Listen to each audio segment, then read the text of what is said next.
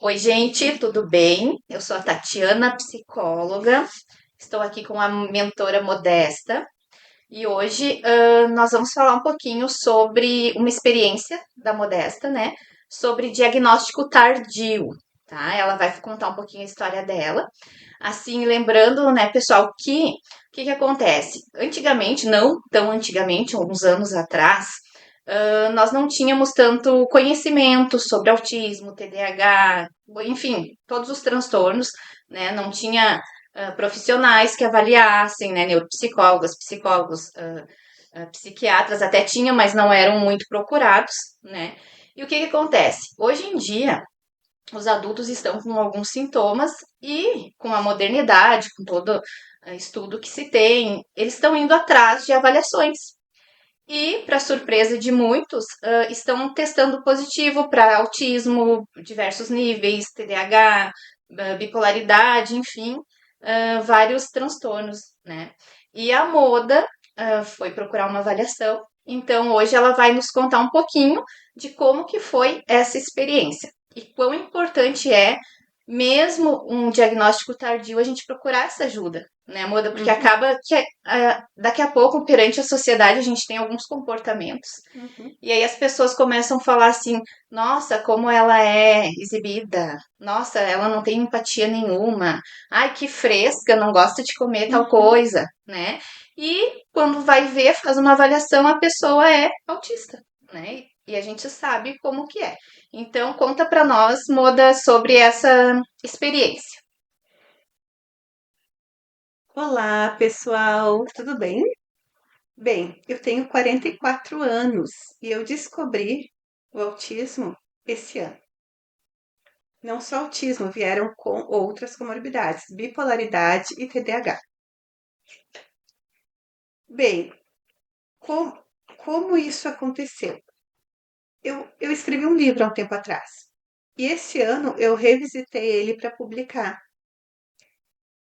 E eu comecei a fazer uma viagem muito grande para trás, para minha infância, para a adolescência, e eu era uma pessoa completamente diferente na infância e na adolescência. Eu era extremamente no meu mundo, eu gostava de ficar sozinha. A minha brincadeira preferida era sentar e tomar chimarrão. Então era muito difícil para mim ser criança. Eu não gostava de ir na pracinha. Nossa, ir na pracinha me enjoava e eu não falava porque todo mundo gostava. Como assim tu não gosta da pracinha? Sim. Muito enjoada para comer. Até hoje, a minha irmã fala da massa da minha mãe. Eu nunca gostei daquela massa, só que eu não podia Era falar deliciosa. porque era o que tinha para comer. E, ai, que fresca, para com isso, todo mundo come. Ai, Jesus do céu, então eu não falava hoje. Então, eu fui me modificando, percebendo como era o comportamento mais correto para conseguir fazer amigos, porque eu nunca consegui fazer amigos, nem manter. Para mim é muito fácil me afastar. Eu me afasto, assim, sou amiga, amiga, amiga, amiga. Me afasto. Parece que aquela pessoa nunca existiu na minha vida. Eu não sinto saudade, não sinto nada, nada, nada, nada, nada. E eu tenho uma forma muito única de lidar com o luto. Eu me emociono muito com a família que fica enlutada. Mas para aquela pessoa que desencarnou, que morreu, eu não sinto absolutamente nada. Então, quando eu era mais nova, eu sofria muito pela família. E daí chorava muito. Tinha um vizinho que dizia: vão te convidar para chorar em velório. Sim. E o apelido era Cascata do Caracol. É, Na escola, entre os porque amigos. Jesus, qualquer coisinha, eu me despedaçava chorando. Só que daí eu comecei a ver que aquilo não era bom. Parecia não ser bom naquele momento. E eu não gostava dos apelidos. Então eu comecei a me modificar completamente. Mas nada disso sem sofrimento. Então, revisitando a infância, a adolescência e como eu fiz um esforço gigantesco para me modificar, e sempre colocando a culpa no signo, Ariana. signo, astrologia, os planetas. Sou filha de Iemanjá na infância e adolescência. Agora de adulta de Ansan, então eu virei a cabeça louca, né? Assim, não, hoje eu não me defendia, eu não conseguia me defender. Então eu comecei a mudar isso. Hoje, quando alguma pessoa me ataca, me fala alguma coisa, eu reajo na hora e muito brava, muito brava. Eu não consigo não ser assim.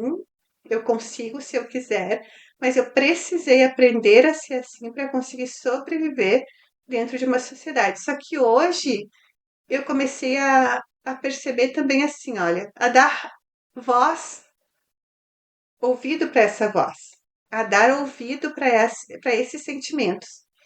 Esses dias eu fui na casa da minha cunhada e foi um dos motivos também que me levou a procurar avaliação neuropsicológica e tinha um radinho de pilha tocando. E eu avisei que eu ia lá e eles estavam mudando os móveis de lugar. Um frio, e eu sou muito friolenta. Eu entrei naquela. No que eu entrei na casa, me deu uma irritação tão grande. Eu corri, eu não consegui me controlar. Eu corri, desliguei o rádio. E minha cunhada me olhou e disse: Tu vai desligar meu rádio? Eu disse: Ai, perdão. Eu só vim ver como é que tu tá. E eu já tô indo embora. Ah, não, fica, toma chimarrão. Eu estou indo embora. Como é que tu tá? Tá tudo bem? De pressão? Tá tudo bem? Tô indo embora. Gente, eu fiquei 15 minutos no máximo. Eu cheguei em casa, eu tive que deitar em posição fetal, segurando as minhas mãos bem forte. Eu tava hiperventilando. Aquilo me tirou tanto do meu eixo, abriu uma crise tão grande que eu precisei deitar e ficar 2 horas pensando, eu não consigo fazer comida, eu não consigo servir o Augusto, te vira. E daí depois disso eu disse, Jesus do céu, eu preciso procurar uma avaliação. Daí Outra procurei. coisa agora que eu lembrei, né, Moda, tu falando do radinho, que quando a gente era Não, adolescente e tal, que nós dormíamos juntos, né, e viajava junto, enfim, se tivesse um barulhinho de relógio, hum. a Moda não conseguia dormir. Então a gente tinha que pegar, descobrir onde estava o relógio, abafar aquele relógio, colocar assim no meio da mala Ou com tirar a roupa, pilha. ou botar dentro do guarda-roupa, ou tirar a pilha, pra Moda conseguir dormir, né? Senão ela não conseguia Não dormir, consigo, né? não consigo. E eu brinco assim, olha, as pessoas dizem, quando o casar passa. Na verdade, quando a gente é mãe, passa. Gente, além de barulho, eu tinha que colocar fita isolante nas frestas da porta, da janela, das paredes, porque na casa que eu moro, as paredes são de madeira interna. Daí fica aquelas frestinhas. Uhum. Jesus do céu, eu não conseguia dormir com aquela luzinha entrando. Aquela luz do vermelhinha da TV, eu tenho que fechar tudo com fita isolante porque eu não consigo dormir. É silêncio e claridade. Só que daí com a claridade eu comecei a melhorar isso, sabe? Eu consegui hoje dormir no quarto ameno, mas antigamente nem pensar. Então, né, Moda, tu vê só esse pouquinho que tu colocou, olha quantos sintomas, né? Então, tu imagina uma criança que ainda não sabe elaborar emoções, que ainda não sabe se colocar, como que não fica sentindo tudo isso Uhum. e sem conseguir expressar, né? Então, assim, só pra gente encurtar um pouquinho, Moda, como é que foi, então, tu chegar, como que tu chegou até essa neuropsicóloga, como é que foi a avaliação, como que tu tá se sentindo agora? Eu já conhecia a Priscila, então eu entrei em contato com ela e disse, eu quero fazer avaliação. E daí, na primeira conversa, daí ela falou, não, nós não vamos avaliar só para TEA, vamos avaliar para bipolaridade, para TDAH. Disse, tudo bem? A avaliação, Tati, foi muito difícil.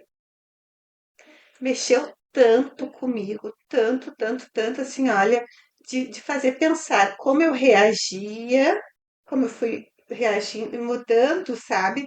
Gente, foi muito esclarecedor, mas foi muito difícil fazer esse olhar. Ao mesmo tempo, hoje, com o diagnóstico, eu penso, como poderia ter sido diferente Hum. a minha vida, sabe? Se eu soubesse disso depois. Talvez, eu penso em 2 pontos. Talvez teria sido mais fácil, porque daí eu ia conseguir não ser cobrada tanto, sabe? Não me cobrar tanto, respeitar esse ponto e as pessoas à minha volta também. Mas ao mesmo tempo eu penso que talvez eu não tivesse chegado tão longe, não tivesse conseguido fazer magistério, porque daí talvez isso fosse me travar. Ah, tu é autista, talvez tu não consiga. Autista não consegue, porque naquela época, né? Sim. Talvez. Então, eu penso nesses dois pontos, mas no geral eu penso que eu precisaria ter uma psicóloga a vida inteira me acompanhando, sabe? E acabou isso não acontecendo e tá tudo bem. E tá tudo bem, mas é por isso que eu venho dizer pra você, gente, façam, façam uma neuroavaliação, porque é muito importante. Hoje, vendo isso, parece que me libertou aquela coisa assim, olha, de a bipolaridade também. Quando eu começo uma coisa, aquele frenesi. Mas no momento que passa, a minha tendência sempre foi parar. Tanto que na faculdade que eu fiz, depois de ter trocado algumas vezes, eu não quis me formar, eu não quis fazer formatura, porque eu não aguentava mais aquilo, eu só peguei meu diploma. As pós-graduações, a mesma coisa, eu não aguentava mais aquilo. Sim. Não vou fazer formatura. Então, é muito complicado, assim. Ainda bem que hoje eu tenho esse diagnóstico, mas ao mesmo tempo eu aprendi a me conhecer. E começar uma coisa, dar aquele frenesi, mas depois pensar aonde eu quero chegar com isso. É lá. Então, isso vai me motivar. Isso vai me motivar todos os dias, todas as horas. E daí foi muito importante, sabe? Esse autoconhecimento, mas ao mesmo tempo foi libertador saber que eu não sou a louca, a difícil, a enjoada, e eu comecei a pensar, a trazer isso para minha vida. Eu sempre fui difícil para comer, eu sempre fui enjoada para comer. Tanto que agora eu pergunto, quando alguém me convida para jantar, como o que tu vai fazer? Porque eu preciso levar a carne que eu como, eu dou dinheiro pra... Tem coisas que eu não como e eu já insisti em comer e tive que ir pro banheiro vomitar. Então, eu dou ouvido a isso, porque é o meu local de fala, eu não preciso justificar isso para ninguém. Então, hoje, só que hoje tem um motivo, não é só chata e enjoada. Então, agora eu não quero e não permito que as pessoas me tratem dessa maneira. Mas até ter o diagnóstico, eu mesma me tratava. Então, façam. E venham conosco conhecer mais sobre o autismo. E outra coisa, gente, a importância de fazer um acompanhamento com psicólogo. É muito importante. E eu acredito que não uma psicanalista. Uhum. Eu acho que é muito melhor a terapeuta ocupacional, porque ela dá pontos específicos para se trabalhar. Sabe, ela Com ajuda a certeza. resolver aquele problema. A psicanalista vai ficar anos contigo. A neuropsicóloga ajuda a chegar num ponto e tu ganhar alta. A psicóloga. Te ensina, te ajuda, te dá, Mas, te ensina, te ajuda, te dá técnicas, né? Te coloca caminhos, te mostra uhum, caminhos, né? Te acolhe, coloca pra ti que não é só tu, né? Te dá um suporte uhum. técnico necessário, né, Muda? E assim, ó, gente, então que bom, né? Fico bem feliz com esse depoimento, que história linda, né? Eu acompanhei essa história, na verdade, desde quando nascemos, né? Crescemos juntas. Então, faz todo sentido. Hoje faz todo sentido esse diagnóstico, né? É a moda de sempre. Que bom, né? Foi tardio, mas é essencial. É nova, é jovem ainda, tem uma vida inteira pela frente, né? E a importância, então, fica aí.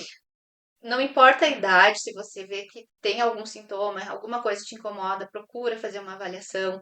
Pais de crianças pequenas, né, de bebês, qualquer coisa, qualquer sintoma, mãe e pai sabe, percebe que não está desenvolvendo normal.